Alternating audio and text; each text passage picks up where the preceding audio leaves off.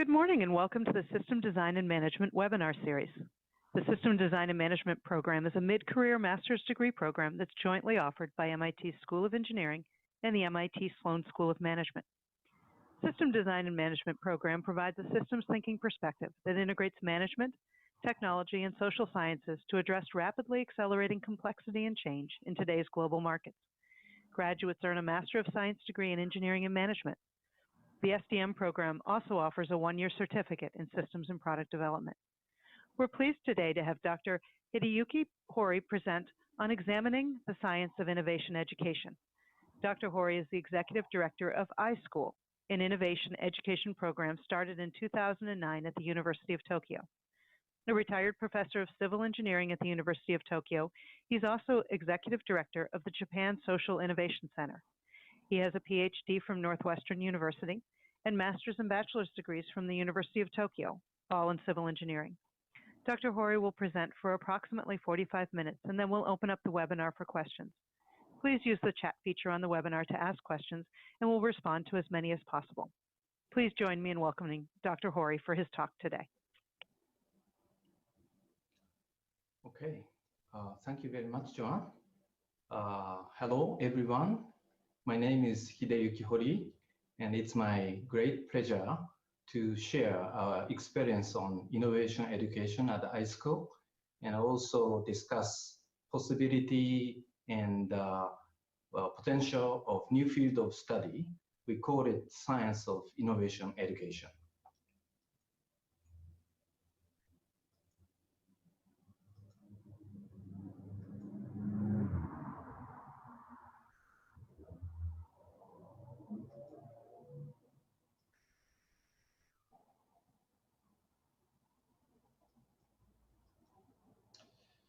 Okay, today I'd like to introduce activities in i.school and also discuss a science of innovation education, and I'll introduce some examples of science of innovation education at i.school. Let me begin with my introduction.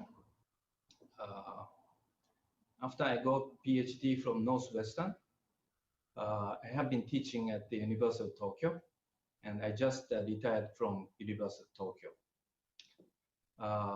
But I should have learned Chicago accent in Northwestern, but my Japanese accent is much stronger. I'm sorry about that. Well, my research topics, starting with the micromechanics of rocks under compression, and I study rock mechanics and social technology, and then finally innovation education at i.school. Let me start with social technology. And congestion charging in Stockholm is a typical example of social technology. Social technology is a holistic solution by combining engineering technology and social systems. In other words, social technology is a system of solution components. To solve societal issues, we have to tackle phenomena, social phenomena itself, and various stakeholders are involved, and various social systems are involved, and we have to deal with technical issues, economical issues, political issues, cultural issues, and ethical issues.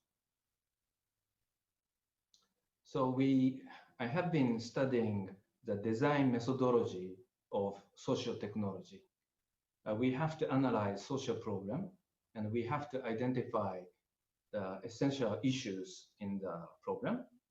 And based on that, we develop or we ideate social technology, which is the solution to the societal issues.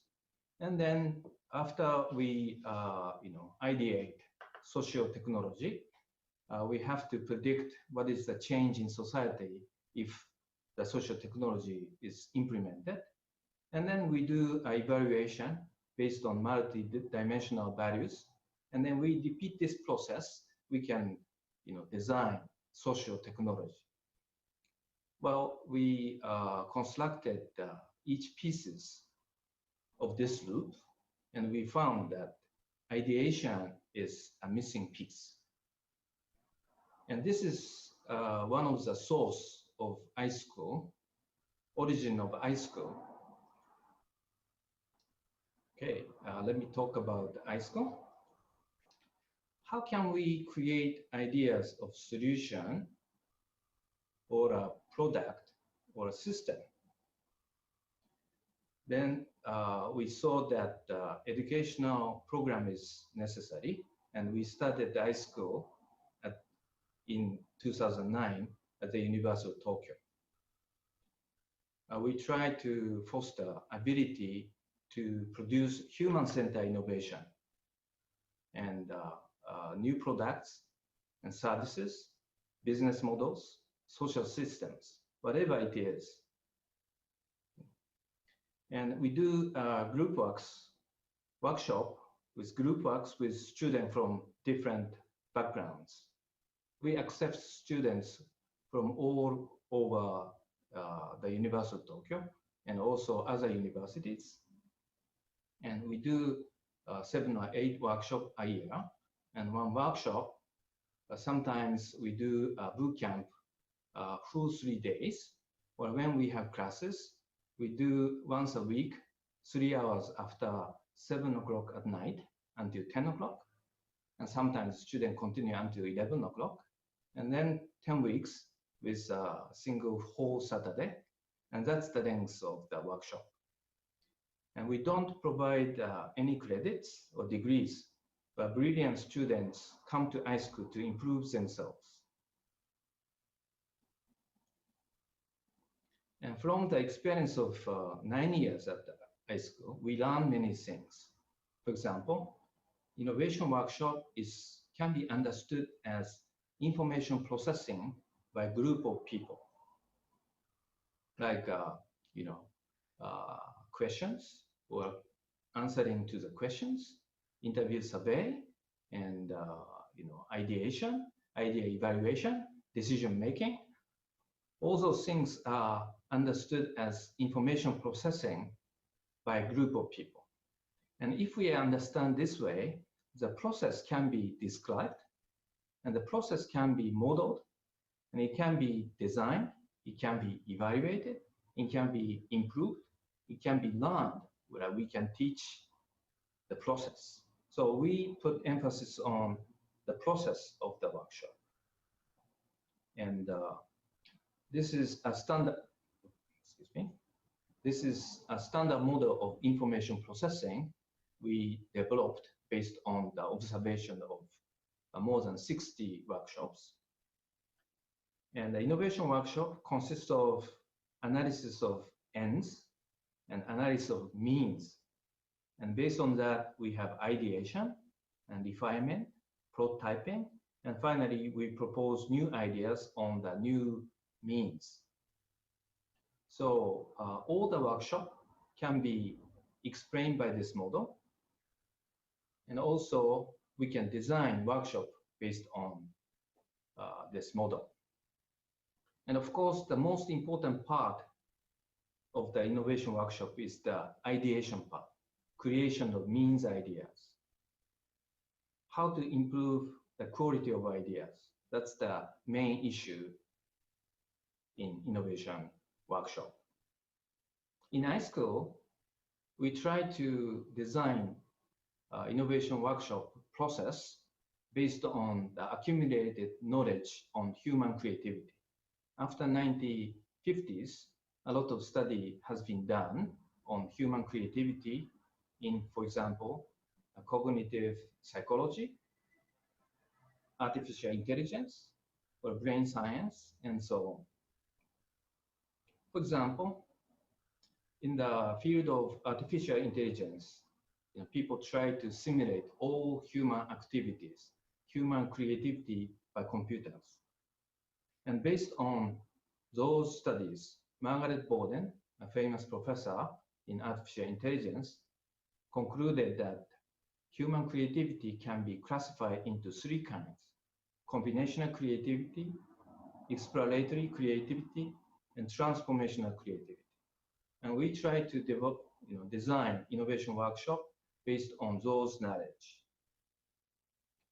We have been observing more than 60 workshops, and we found that mechanism for novelty is embedded in the workshop process. And this is the order of the mechanism we found. And always we explain number 5, shifting value system. And this mechanism is by the Royal College of Art. We asked a group of people at the Royal College of Art to offer innovation workshop in i.school. And so they came from UK, and then the topic of the workshop was the future of manufacturing. And after they arrived in Tokyo, they went to Akihabara, a place you can buy electric products. And they bought a refrigerator and a vacuum cleaner, hair dryer, and CD player and printer. And they provided one product to one group, and they asked to break them into pieces. So students spend a lot of time to break them into pieces. And then they are asked to display the pieces nicely and explain the function of each pieces.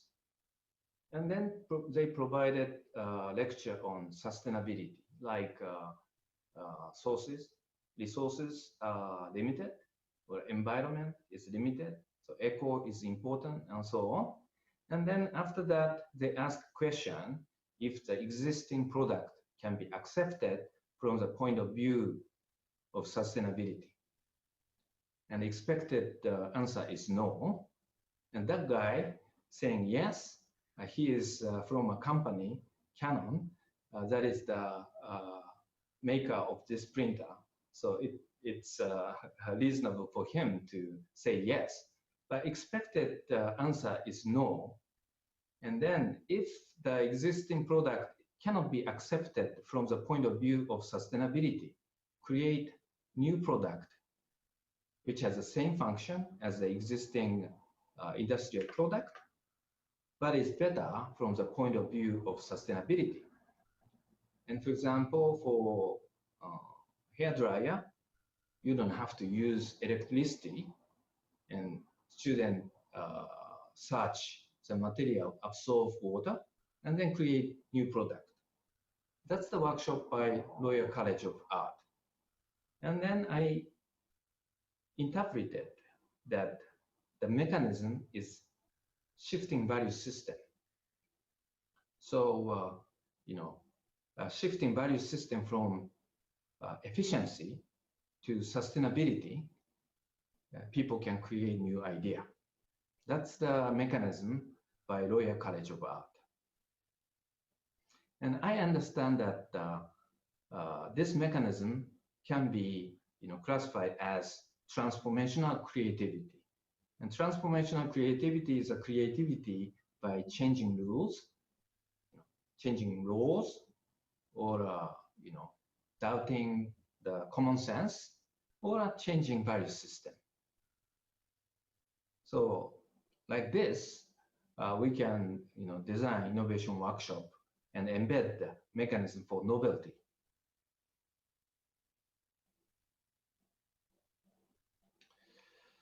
Well, now then I'd like to discuss possibility and potential of science of innovation education. Well, definition of science of innovation education. It's a knowledge from study on educational activities for innovation. Innovation workshops are subjects of study, and all researchers from cognitive psychology, artificial intelligence, brain science, and cognitive sociology, pedagogy, organizational behaviors, whatever it is, they can contribute. An objective of science of innovation education is to understand human creativity and effect of collaboration work in the real context, and to improve quality of innovation education. We can establish design methodology of innovation workshop and we can establish guideline for workshop facilitation based on the result of science of innovation education. And also, it is possible to establish a style of faculty members for innovation education appreciated in university community. Providing good education is, of course, very good, but at the same time, it should create some academic results. That's the way, for the innovation education to survive in university. Then what kind of research approach is suitable for science of innovation education? And to discuss it, I introduce two examples. One is observed methods for generating analogies in scientific problem solving by Clement, and also how analogies are generated, the roles of structural and superficial similarity by Blanchett and Dunbar. Now, Clement asked 10 experienced problem solvers to think aloud while solving the spring problem. So we have coil spring, and if the diameter is twice as much, what is the change in stretch? That's the problem he assigned. And out of 10 subjects, 7 subjects generated at least one analogy. And only one subject arrived at torsion from analogy. And the subject said, aha, maybe the behavior of the spring has something to do with twist forces as well as bend forces. So using analogy, he found the torsional mechanism. The implication we can have from this study for science of innovation education is that hypothesis formation is more important than hypothesis validation. And to find, it is important to find important cases to be focused. The number of subjects might not be so large. And then if you find, then investigate the cases that found to derive hypotheses. And for hypothesis validation, we can design workshop. And from that, we can establish better workshop design. Another example is related to the paradox in analogical thinking. It is a 20 years paradox. Why analogy is so easy in naturalistic settings, yet so difficult in the psychological laboratory? For the experimental setting, Geek and Horii did analogy problem solving. And base is the Dunker's famous fortress program. From that, subjects are asked to find a solution for tumor. And the subject cannot use analogy nicely. Only 20% of the subject can solve the problem by using analogy. But if we provide a hint, 90% of the participants could solve the problem by using analogy. Another example is the study by Gentner et al. And they provided the short stories for base and target and asked the base stories reminded. In this remind condition, only 20% used structure similarity, and 80% use superficial similarity. So in those experiment setting, it is quite difficult for people to use analogy. On the other hand, in the naturalistic settings, Dunbar studied scientific discoveries, and they studied 16 laboratory meetings in 4 laboratories, and they found 99 analogies and 3 to 15 analogies in one hour meeting.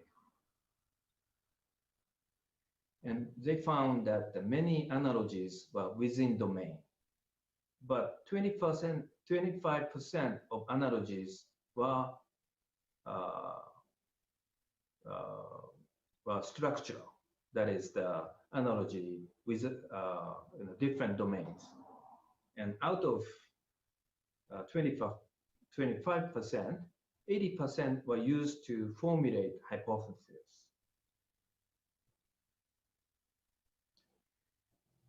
And Dunbar and Blanchett in 2000, they solved the paradox.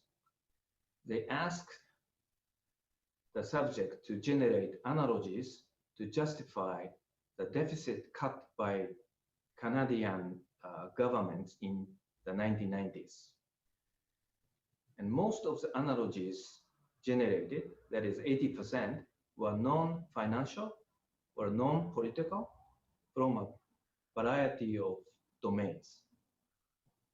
That means that they naturally use structural similarity, and they didn't use or are affected by superficial similarity.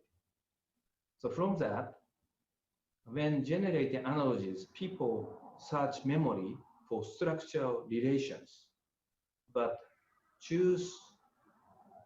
asked to choose between different sources, they will focus on superficial features. So the condition of generation and condition for reminding the behavior of the people are different. So the goals of the activity is quite important for the people to use analogies that they found.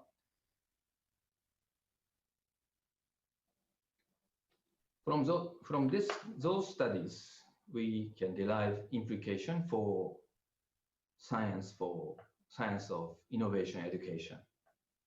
And it is meaningful to compare findings in experimental settings and those in naturalistic settings.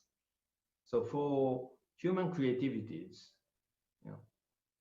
if we have some results in experimental settings, then we can compare that in the innovation workshop, which is naturalistic settings. And innovation workshops with group works can be either in experimental settings or in naturalistic settings, depending on the process and/or facilitation of the workshop. So we can use innovation workshop in either way, as an experimental setting or a naturalistic settings. I use the naturalistic setting and then find something and then verify by controlling process and facilitation, and then workshop become experimental setting, and then we can verify the hypothesis.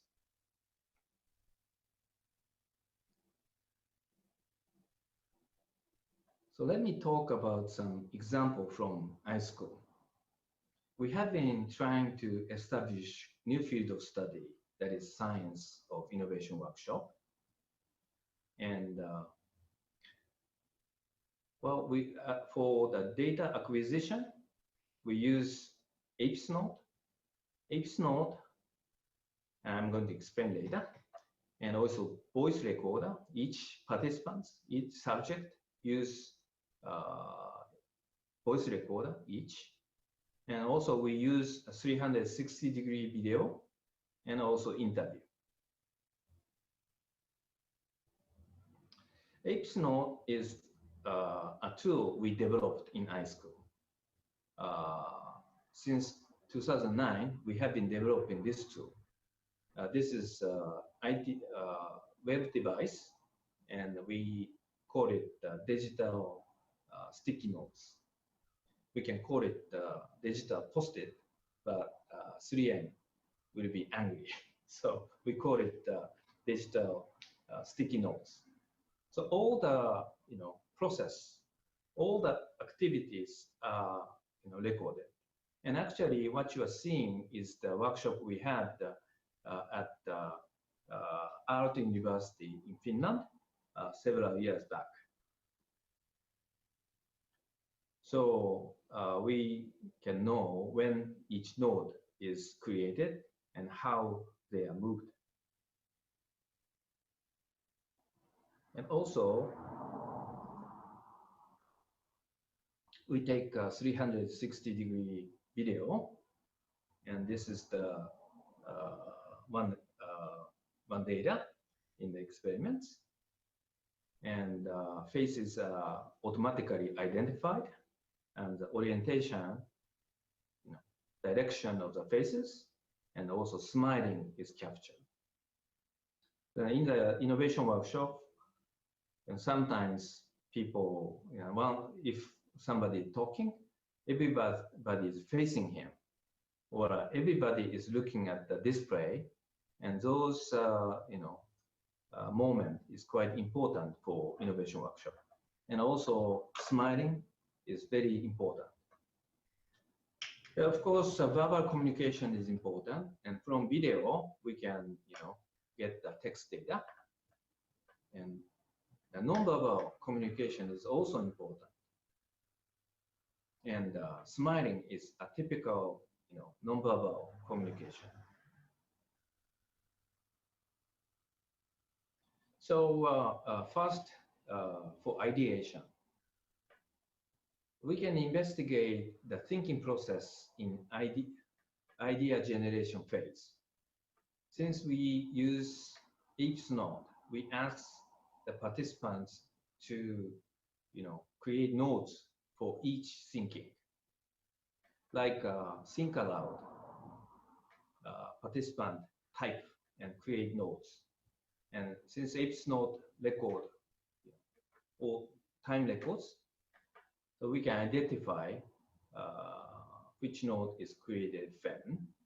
And after interview survey, we can identify, for example, creative leap.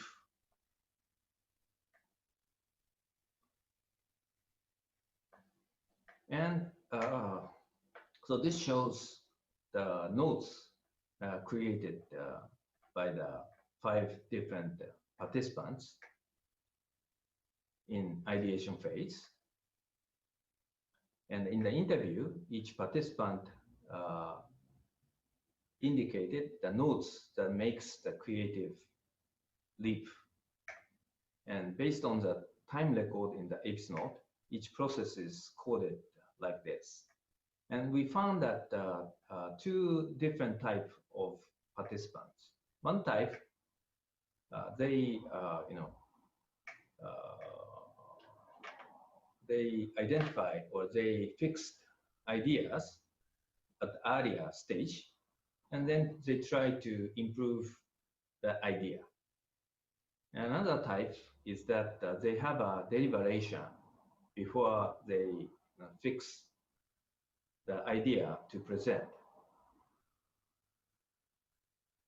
So participant who generated an appropriate idea, that means the idea with the structure, high structure similarity and low superficial similarity, had deliberation before reaching the creative leap.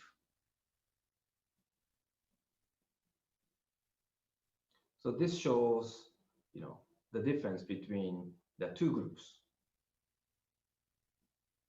Deliberation before reaching the creative leap stage. So, we count the number of notes before the creative leap and compare with the total number of notes. And if that is more than 50%, we classify it as the high deliberation. And then if we compare, low deliberation group and high deliberation group, in the case of low deliberation group, that means that those who decided their final idea in the earlier stage, no appropriate ideas were created. Appropriate ideas, that shows those red, has the high structure similarity and low superficial similarity. So in the case of high degree of deliberation, 75% of the ideas were judged as appropriate. So from that, we can identify that. We can conclude that deliberation in the earlier stage of idea generation is the prerequisite for an appropriate idea generation. And from this knowledge, or from this finding, we can design innovation workshop so that, following the workshop process or instruction, participants, deliberate, as designed. Then the chances to have good ideas should increase. Another example is for the group work.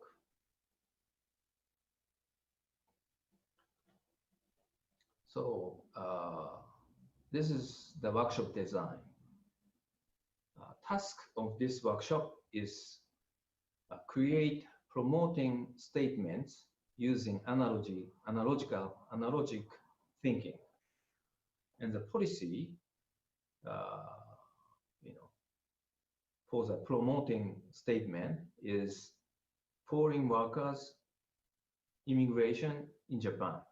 So participants are asked to create a statement to support it using analogical thinking. One example of such statement is the following. Japanese soil lacks nutrient, so it is necessary to apply fertilizer. So this workshop, first we have explanation, and then we have first generation, first individual work to generate the statement. And then we have group communication, group discussion, and then participants discuss and evaluate and select the ideas. And after that activity, we ask second individual work to generate ideas or generate statements individually. And after that, we have another group work. But what we did is the comparison of the first individual work and second individual work. So we evaluate workshop outputs. We evaluate the outputs in two aspects. One is latent semantic distance, and another one is the structure similarity. And a measurement for superficial similarity, measuring the semantic distance between source object and target object. Latent semantic analysis is used to measure the semantic distance. Another one is the structure similarity, but for simplicity, I explain the result of latent semantic distance. For example, target object of that example is foreign workers, and source object is fertilizer. So using the latent semantic analysis, we measure the distance between foreign workers and fertilizer. And then, we compare all, we judge all the statements with the high latent semantic distance or a low semantic distance. And for participants, we evaluate based on the average. So this shows that we had 4 groups with 3 participants. And then yellow shows the person who created low superficial similarity. So we understand that to create a statement by analogical thinking, if the superficial similarity is low, that is, the latent semantic distance is large, then it's a good idea. So if we compare first stage and second stage, yellow shows the subject participant who created low semantic, large semantic distance. So if you compare first stage and second stage, in group 1, participant 2 and participant 3 improved after group discussion. In group 4, the participant 9 is improved, and participant 7 and participant 8 was created a good idea in first stage and second stage. And then a question is, what is the effect of the group work between first stage and second stage? Then if we study the result of interview for participant 9, P9, then we found the process of domain transfer from P8 to P9. And he said that he learned from P8. And then at the time, I was trying to find some far distance image that shows equal relationship. The famous flower song came into my mind. And then he created the analogies. And that's the way P9 learned from group works. So like this, we can study what kind of mechanism or what kind of effect we can have from group work to improvement. And this is the study on the process in which the influence of group communication was generated. So all the conversation is analyzed, and we have a cluster with the same topic. So we had 132 talk, and they were classified into 38 clusters with the same topic. And the topic change as shown in the figure. And P9, who improved in the group discussion, joined the conversation in the black points and red points. And in the red points, we observe inference. And then this process is, the inference of the group work has 3 phases. Phase 1, I don't understand. Phase 2, I found something useful. And phase 3, new idea created.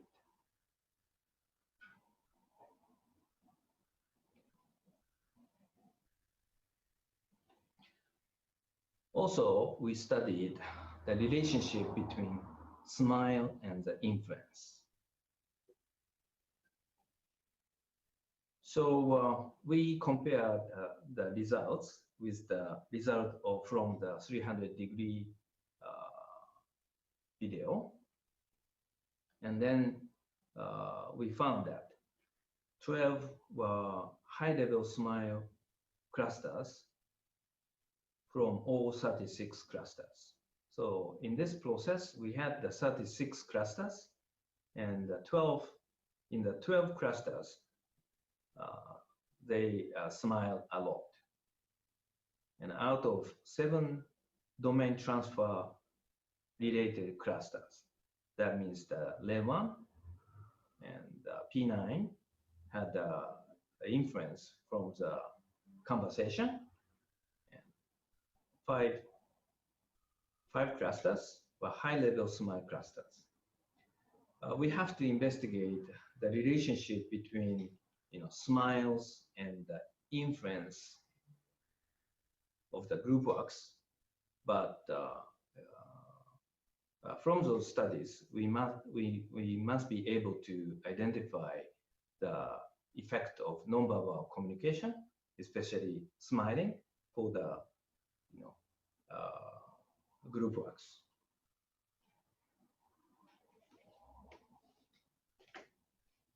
Well, innovation workshops are a promising subject to study.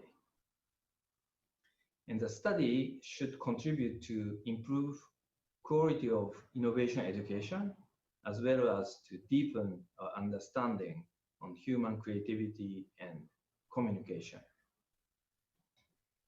Science of innovation education requests collaboration of researchers in various fields of study.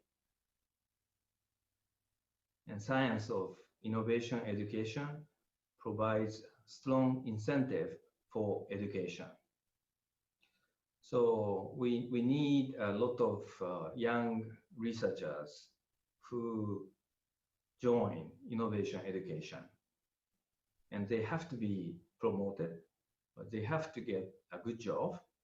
And for that, academic results, academic records are quite important.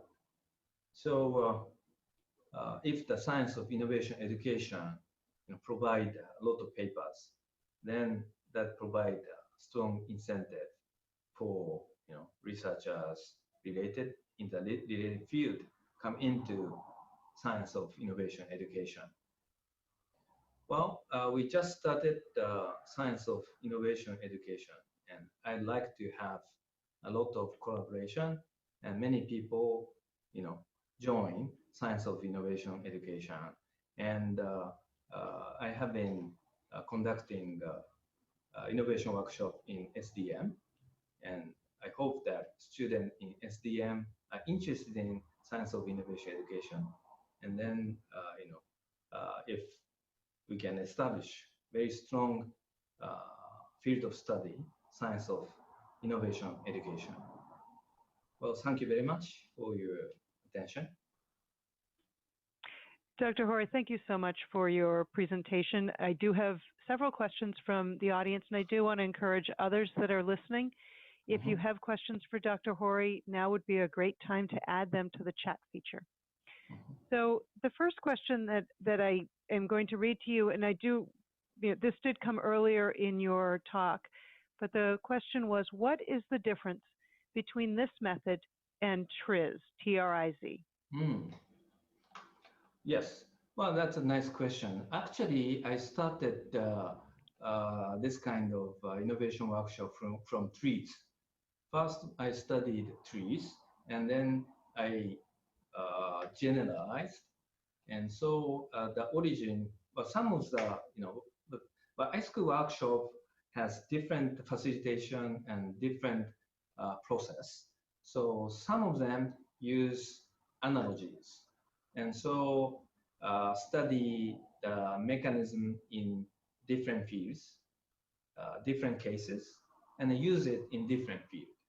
And that's the concept of trees. So in that sense, the i.school workshop using analogical thinking has the same origin or same concept with trees.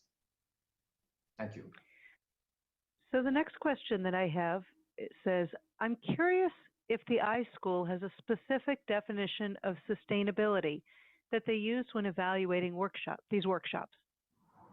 Sustainability? Yes. Well,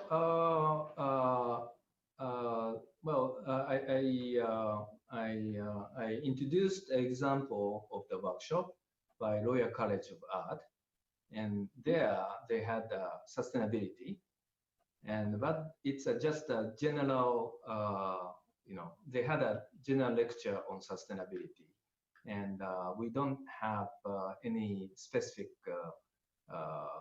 study or concern about sustainability. Okay. The next question I have is, how important is it to have distinct perspectives?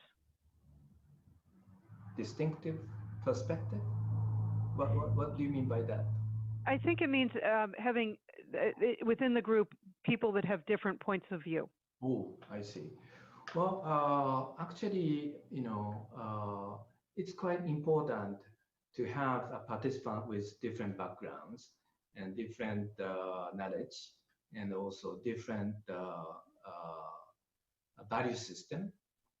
And what we found is that people learn, that different people have different ideas, and that then if so, people realize values of diversity, and that is the one way to promote idea creation. Sometimes from other participants, people learn, and then that learning enhance creation of new ideas. So in that sense, diversity is quite important. Thank you. So the next question comes in. It says, smiles appear to correlate with creating wider semantic distance. Do you observe creative abrasion, and do devil's advocates increase semantic distance, or do they stifle innovation? Well, let's say we need more study on smiling, but we have a idea that smiling has a strong effect. But what kind of effect, or why smiling has relationship with the quality of group discussion or quality of ideas created? So those are things to be studied. But in the example, we had a strong correlation with the smiling and the effect of group communication. So P9, that person had an effect, or influenced and improved or learned in the group discussion. And when the participant improved in the group discussion, we had a lot of smiles. So smiles might be highly related to the change of the participant, but we should study more. Thank you very much. The next question I have says, if I want to create an idea or innovation independently, what are the things I must do, and what must I not do in order to keep it on track? Well, I think one important thing is the metacognition, and then design the process, and what kind of process leads to a good idea, and that is quite important. Without having good process, you have less chance to have good ideas, and don't. Don't. I'm not quite sure, what's the don't. Let's say,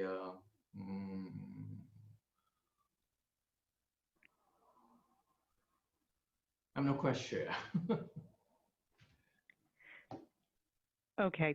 Yeah. So that's actually the last of the questions we have in the chat box. And I would like to give a huge thank you to joining us today. And I also want to point out that MIT SDM has a conference, a symposium, coming up from April 30th to May 1st here on campus at MIT. The link for this is sdm2018symposium.org. And this will be a symposium that is a research-based investigation into factors that drive separation or promote integration between strategy and implementation functions in organizations. I bring this up because some of Dr. Horii's methodology will be evident here in hands-on workshops here on campus. And I would encourage those that are interested and have the ability to join us on campus to come for that. If you go to the sdm.mit.edu website, there is more information about the symposium, and including agendas and schedules. As I'm adding that in, actually, there are a couple of questions that have come in after I've given the thank you here, and if you have a couple minutes, let's go ahead and answer those as well. The next question is there any correlation observed between the early idea or refinement during a workshop and reminders leading to superficially distinct analogies? Well, yeah. Well, let's say in most of the workshop, workshop is separated into two parts. The first part is the idea generation for the first time. And then in the later part, we have a lot of try and error and trying many things and start and repeat the process. So in the first part, people learn how to create ideas. In the later part, use the learning and use the process and try and then repeat the process. And so in the later part, finally they come out. They get a good idea, and that has, of course, relationship with the learning in the first part. Not the idea itself may not be exactly similar or related, but the process or thinking in the first part, that is important for the try and error and finding the final ideation in the later part. That's what we observed. Did I answer the question? Yes, sorry. The next question that I have, do you think that innovations go along with the student's desire to innovate, or is that not necessary? Can an innovation be only one way, from teacher only, or from students only? Well,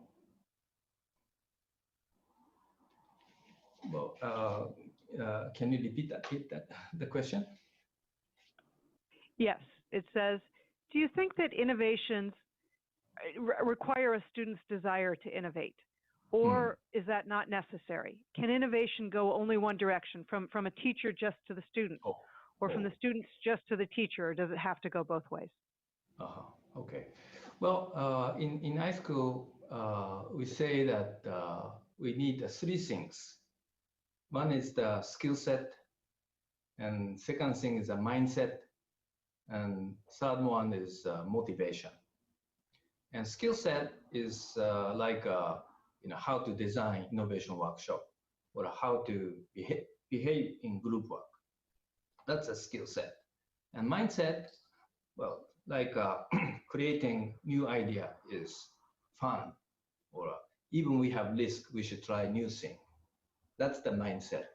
And the last one, the motivation, is if you are asked why you try to create innovation, and then you have to be able to answer, like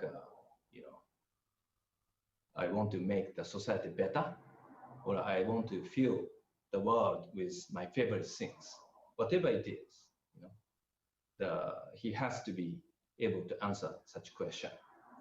So skill set and mindset and motivation are important. And in i.school, we start from skill set, and then mindset, and then providing topic or issues, and then from the workshop, student will be motivated, and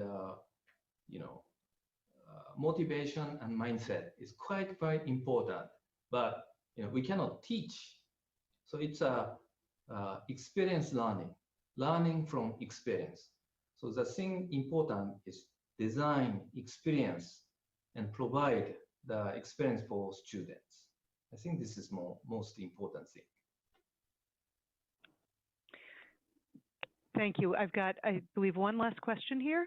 From a systems point of view, have you studied the social influence between the members of the group on the final ideas? Sure. Yeah.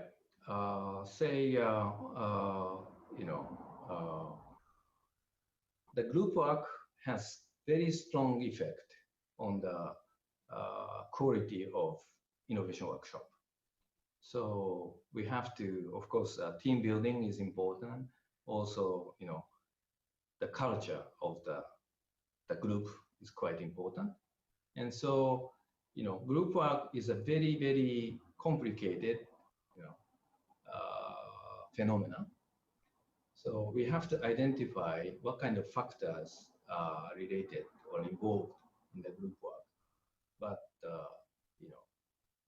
the formation or environment or, emotions and, let's say sharing the same values, or sharing the mindset that I explained. That is quite important. And for that, assistance or, coaching is quite important. And then we are now trying to establish methodology for coaching. And for that, we need a science of innovation education. Thank you very much.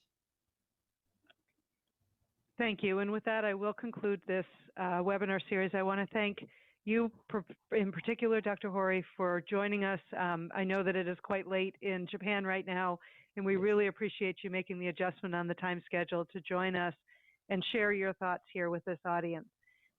For those of you that are listening on the webinar, I'd like to thank you for joining us on the SDM webinar series. We will go back to our normal noontime time for the next call. Information about our upcoming webinars are on the sdm.mit.edu website.